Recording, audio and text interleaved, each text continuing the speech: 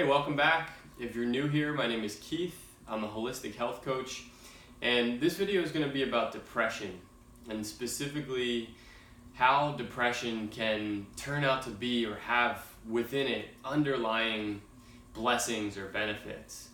And I think that these things are hard to see, or maybe even you just can't see them when you're in the midst of it, which is why I want to point them out. And it's also very hard to see from the outside looking in, perhaps like for people that haven't experienced depression or don't understand it. And everything that I'm going to share comes from my own experience. So this isn't just from reading books and stuff like that. It's from my own experience of going through a couple periods of really deep and dark depression, and then multiple periods where I was kind of floating in and out of what I felt like was a depressed state. But what I've learned from all that and the experience that has come after is that these things often serve as ways to shake us up a little bit so that we can start to live better lives, start to learn to live fully. And that segues into the point I want to make in this video. And in order to do that, I drew out this little graphic here. But what I want to point out first is, let's say the current societal normal for wellness, let's say mental and physical wellness, is here, right? So we're all kind of fluctuating slightly along this line on average. When we fall into something like depression, or let's even say addiction, or struggling really bad with anxiety, they're all kind of parts of my story. We fall down here, right? So we wind up falling lower. We're definitely in a lower state. There's no denying that. But the thing that is hard to realize is that what these things do to us is they break us away. They break us away from what we've learned to be normal and what we think is where we're supposed to be. But what's hard to see from that place, I'm going to use a quote to describe it, is that this isn't really happy and healthy and free. Think about how many people you know, how many people you can think of or that you run into or even see where you're just like, that person is really happy. They're vital, just energetic, excited about life, clearly understanding that there's more to it and finding purpose. There's so few people like that. Like, most of what we have in the normal is people who are slightly depressed. Maybe they're not here, but kind of like slightly dampened and not that happy, overworked, exhausted, anxious about different things. Life kind of is confusing and there's no real meaning to it. Like, most people that are here, this isn't health, this isn't wellness, mental or physical. And I would add into the traits that I just said that most people are also physically deteriorating. They're fatigued and burn out, relying heavily on caffeine, abusing the body with junk food and things like that, and not really understanding any of it. So the quote that I wanted to point out, or that I think describes this, is by a spiritual teacher named Jiddu Krishnamurti. And the quote is, that it's no measure of health to be well adjusted to a profoundly sick society. Again, it's no measure of health to be well adjusted to a profoundly sick society. So we have to see that a lot of what puts us here on this line is doing what's normal in our society, and a lot of what's normal in our society is sick. Like, not sick in a twisted way, but sick in like a misunderstood. We're missing the mark of what really brings us health and happiness. The way that we eat, the way that we live, our lack of sleep, the way we sacrifice, our lives and our happiness for money, or our present for the future. Like, and not just investing some effort into creating a good future, but like really destroying ourselves in the present in the hopes that one day we'll be, rich and famous and have lots of stuff. So when we're here, it's no measure of health to be here. So it's actually healthy, in a sense, to fall into depression. A lot of the reasons why we see so much depression nowadays is because people are here thinking, like, consciously they are thinking or have been tricked or programmed to think that this is normal, but subconsciously or in their heart or in their soul, they know it's not. So we fall here. That's one of the reasons why we fall into depression. There's mental, physical,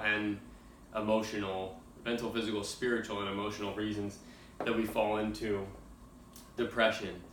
But the thing that we have to understand is, if we choose to learn how to get out of this place, so if we choose to really take responsibility, to accept, I'm going through something difficult, I've found myself in a place of depression, I'm going to do whatever I need to do to get myself out of it. I'm going to learn how to turn this around. And the key to that, the key thing to understand, is that it's not just genes, it's not just genetic. That's kind of the trick of the medical model and the pharmaceutical model, is tricking people into thinking that you have a mental health issue, it's genetic, and it's just because your brain is faulty, you were born that way, and essentially you need medication to fix it. There are times where that might be the case for somebody who's really, really stuck and needs something like that. I don't agree most of the time with medication for these things. I know that the root cause for this stuff is not a medication deficiency, like the idea of serotonin, which is the dominant model of depression, which you look into it and it's not really that way. Like, that's not even what has been agreed upon in many cases. But we have to understand that it's not just genetic. The reason that we fall into depression has many different facets, again, of spiritual. If you look back into like Native American cultures and things like that, they always looked at, and really like more than just Native American, but many of the older cultures, they looked at things like depression or going through something as like our guardian angel's way of showing us that we're off in our lives, that we're not living the path that we're meant to live. And I think that's a question that we really need to ask ourselves when we find ourselves in that place. Maybe we're on the path that society has told us is normal. Maybe we are on track to make, more money this year than we did last year, and we're on track to upgrade our car, and we're looking good on the outside. Maybe that's all the case. But are we really on the path that deep down our soul knows that we're supposed to be on, of doing something meaningful in life, or finding something that's worth living for, aside from kind of the mirage or the illusion that if we accumulate enough stuff and build our status up, that's going to bring us what we're looking for? And it's just not. I mean, you look around at the people that have that, they're just as riddled with problems as everybody else. So when we understand that there's the spiritual component, there is the mental, where we have, and it's very true for so many of us, we have self-limiting beliefs, self-doubt, we have poor thought processes, very negative thought processes, which is an addictive, and really our thoughts are just as much a physiological process, a physical process, as a mental process. When we think negatively, it negatively affects the health of our bodies. It's all kinds of things. But then the third component, and I'll just stick to mind, body, and spirit in this one, the third component, is the physical. We're overloading ourselves, overburdening ourselves with junk food and poor lifestyle. And this is like, our bodies are the most complex machine, for lack of a better word, on this planet. Like, there are extremely specific things that it needs to function properly. And what a lot of the new information, and it's kind of just common sense when you like take a step back, but a lot of the new information and research around mental health is that most of it is stemming from physical health issues. So, and that's different from like a significant other breaks up with us, or like our pet dies, or a family member dies.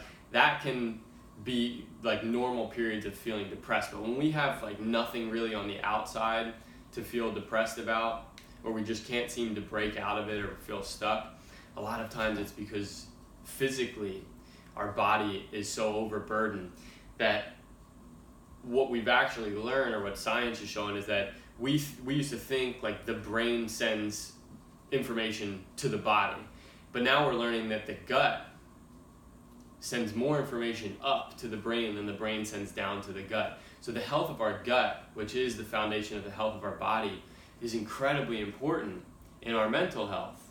So if we're eating really poorly, we're eating lots of sugar, we're just taking in lots of junk. We've all taken antibiotics, which mess up the health of our gut, or really impact and alter it. So we have to see that there's a large physical component to this as well. And I don't want all that to be overwhelming, because it can seem that way. But my point in all of that is that we have to understand that it's not just genetic. This isn't random when it happens. We become depressed for a reason, and it may be a balance of all three: mental, emotional, and physical, or it might be that we have one specific thing that's really more in need of addressing than anything else. But what we have to understand is that there are things in our life that can change, that will help. And it's not just that we're a victim to a broken brain. So in order to do that, and I wrote these in the opposite direction, but we have to be willing to take responsibility. And as soon as we're willing to take responsibility, say that it's my responsibility. Even if we work with somebody, like, I'm not saying with it not being genetic that we shouldn't see a therapist or go work with somebody or whatever. I don't mean that at all. But we have to understand that we play a part in it. It's not just going and like dumping all of our shit onto somebody else and expecting them to fix it. We have to co-create. We have to work together with whatever it is, a therapist, a friend, a teacher, a coach. We have to work together. We have to take responsibility for the actions, for the follow-through, for the desire to change, for the desire to understand why. And that's what it's all about. As soon as we understand why, and we're willing to learn and incorporate what is needed to get out of depression, this is what happens. We go from here, and instead of just going back to normal, we're going up here to a higher state or a higher baseline. And that's where life starts to take on a whole new meaning, a whole new energy, everything changes. Because we go from having lived for so long without understanding how to meet our own needs, without understanding why we're off, without understanding how to make ourselves feel good. We drop down here. It's a kick in the ass. It's a kick in the teeth in a lot of ways. But again, it's about being able to see this, knowing what to look for. Once we see that there's a reason that we fall down here, and then we do something about it, no matter what, we're going to go to a better place than we were before. And it will end up being a place where we look back at ourselves where we were initially before we were struggling with something, and we realize, like, I was never really happy. I was never really living. I didn't even realize it. I didn't even see it. I couldn't see it, because this is what we think is normal, because that's what's out there.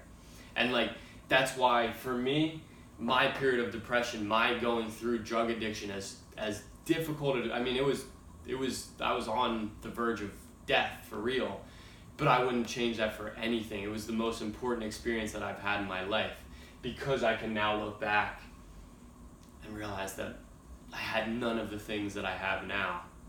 And then you see people out in the world, you run into people, and you realize that they have none of those things, that so many people are lost, that so much of what life is, especially in our culture, is just hollow.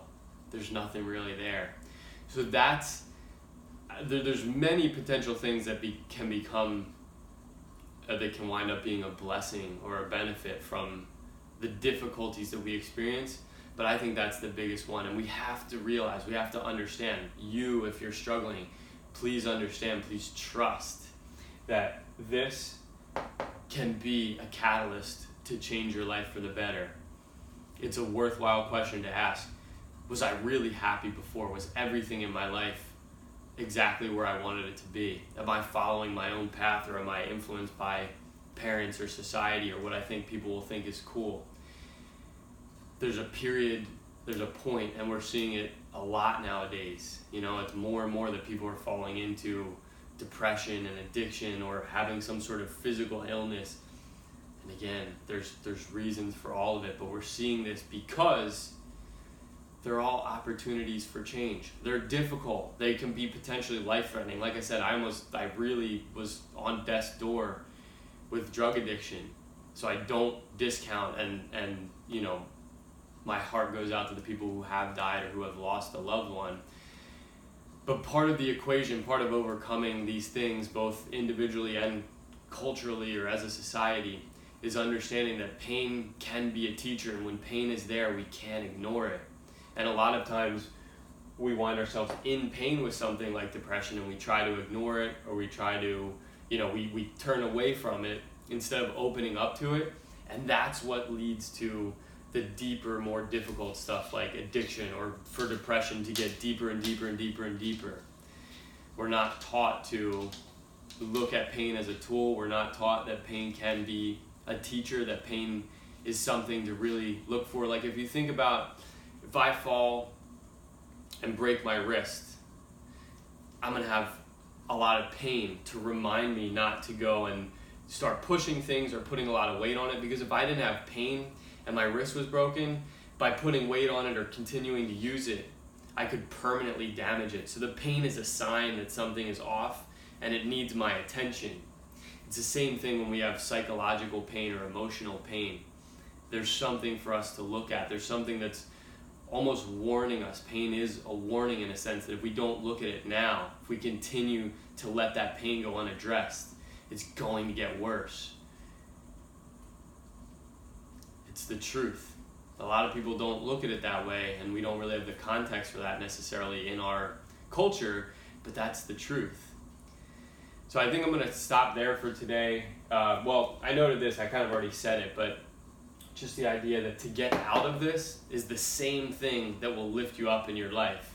So we have to realize that the tools that we gather, the tools that we learn to bring ourselves out of the depth of whatever challenge we're going through, if we fully open ourselves up, take responsibility, and allow for the idea of being transformed, allow ourselves to accept that, just like in nature, everywhere you see examples in nature, but just like in nature where you have the caterpillar that in order for it to become a butterfly has to go through this dark and confusing and feeling isolated or being isolated period for it to transform.